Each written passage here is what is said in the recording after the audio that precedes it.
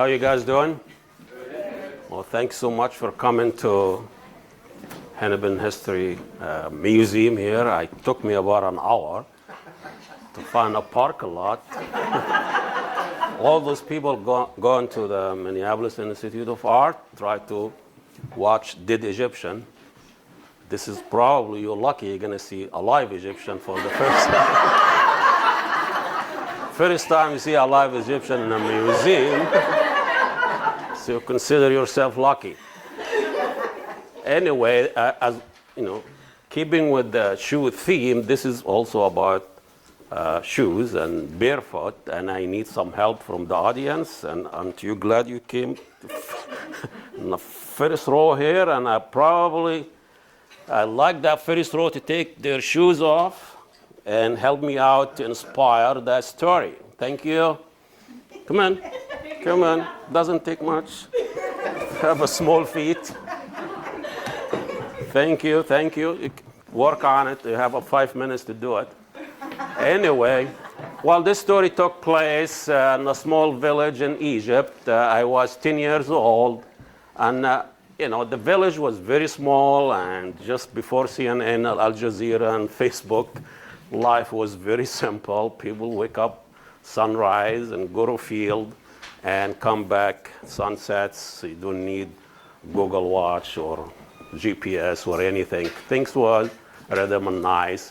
And the family, the village only, one street, one store, one barber shop, and one mosque, and one elementary school. My family was the one who running the school. So all the teachers, my uncles, and my dad was the school principal. We lived kind of a separated house.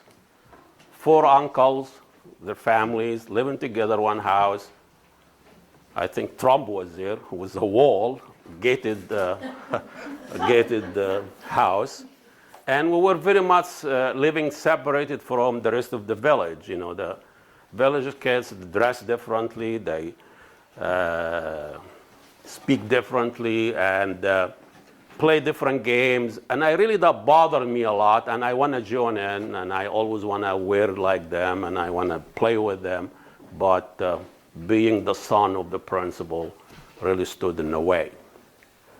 So at the school, I walk every morning. It's about a mile from my house to that school. You go across the village, and everybody's watching, and everybody making sure. Every move you make as the principal's son, it's been taken. So I couldn't be naughty. I couldn't kind of go and steal cucumber from the field like the rest of the kids. And I couldn't square, and everything was monitored. And in the school, my uncles, all my teachers, so kind of I was, as I mentioned, I was the principal's son. So in a way, a privileged kid. One day, the school hired a teacher from the city nearby. And that teacher was like a law and order kind of a guy, kind of a Republican kind of a deal. And every morning, he lined up all the students in the schoolyard. And, most of the students were poor kids. They come to school barefoot. I'm not saying 20% probably coming to the school barefoot. And he looked at it as those are troublemakers. And they have to have dress and wear their shoes. So every morning, he calls on all the students barefoot to come in the front, line up in one file, and he picks them up one by one. And every teacher in our school has a whip, and the whip tells the personality of the teacher. So everybody kind of very creative in how pick up the whip, a branch of a tree, or a roller, or a piece of wood, and a ladder, and all of that. But this teacher has imagination of how this whip. It has to be like a whip from a certain tree there by the school, and he go through this every morning, beating the students up. And not just the physical pain, but the humiliation those students have every morning. That bothered me a lot. So I kept telling my dad about this city teachers.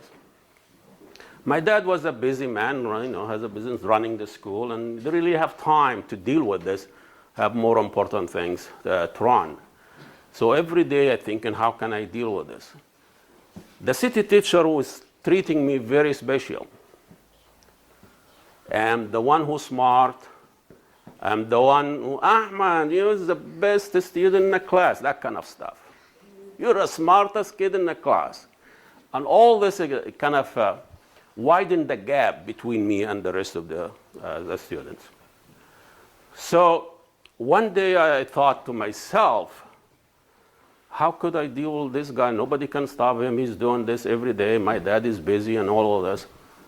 So spend all night thinking, what can I do? What can I do? And how can I use my privilege to deal with this? I thought to myself, what if I went to school barefoot? Here comes the idea of shoes. What if I go to the school barefoot, and when he calls for the barefoot students, I just go online, sneak into the line and stand and see how he is going to react. And he's going to be a moral dilemma presented to that city teacher. How he's going to deal with the principal's son standing in the line the same as the barefoot feet kids. The problem was, how do I sneak out of the house, go through the village barefoot? So that's another problem. Thought about it for a little bit, and I thought, I'll just, in the morning, I leave the house as I usually do, dress, short shirt and shoes, walk through the village, go to school, and before I go to school, I just take my shoes off and hide it in some of the bushes there. So I did. Line up in the morning line up, city teacher came, stood, calling on all the students that barefoot come in the front, and he started the beating from right to left, It's very important, right to left. In Arabic, right to left. So the beating, right to left. We're very organized when it comes to violence. So as the beating coming closer and approaching me, and the cries, and it's getting louder and louder, I'm terrified.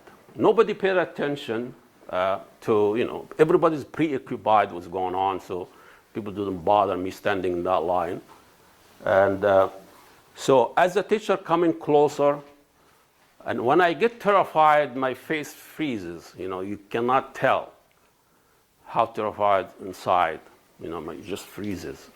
So the teacher came, and all of a sudden he's looking, and he found the principal's son in the front of him.